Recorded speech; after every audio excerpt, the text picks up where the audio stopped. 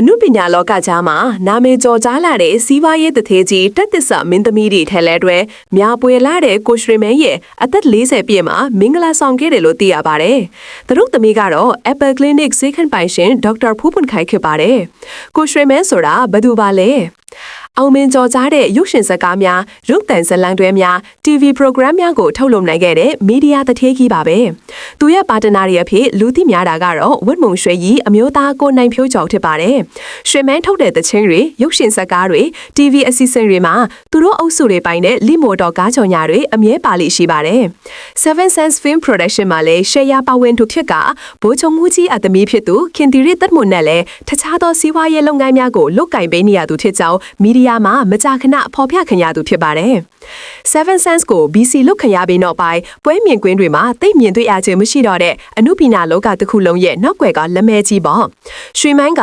MRTV4 ဝန်ထမ်းဘဝကနေ2013 စီဂိမ်း project တွေကိုအဲ့ဒီကာလကအားကစားပြည်ထောင်စုဝန်ကြီးဦးတင်ဆန်းသားတဲ့နဲ့ပေါင်းပြီးအားလုံးရယူခဲ့သူတွေပေါ့လေ။အဲ့ဒါကြောင့်လည်းအချိန်ကာလတိုအတော်အတွင်းပိုင်ဆိုင်မှုများစွာနဲ့ကျွယ်ဝချမ်းသာသူဖြစ်နေတာပါပဲ။တဲဂီတာမှာလည်းအောင်ရင်ခဲ့တဲ့ Jokes မြန်မာနဲ့ shopping app တစ်ခုဖြစ်တဲ့ RTO47 ရဲ့အဓိက share ပိုင်သူဖြစ်တယ်လို့သိရပါတယ်။လက်ရှိမှာလည်းခရိုနီပေါက်စတဲ့ချဲဆွာနေတဲ့ထက်ခိုင်ဝဲနဲ့ပေါင်းပြီး hey play လုပ်ထားတယ်။ရွှေမန်းရဲ့အားသာချက်ကတော့အနုပညာအလုပ်တွေဘာလုပ်လို့အောင်မြင်တာမှာ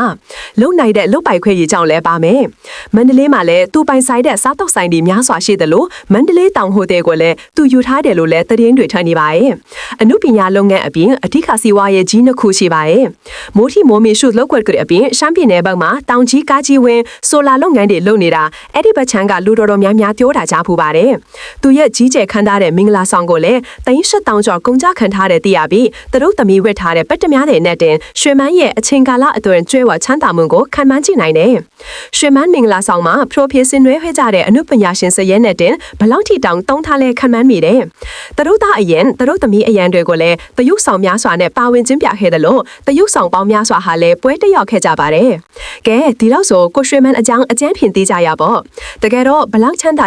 တဘဝဆန်လုပ်ခဲ့ရင်တော့တန်တရားမှာခံကြပါဦးမယ်။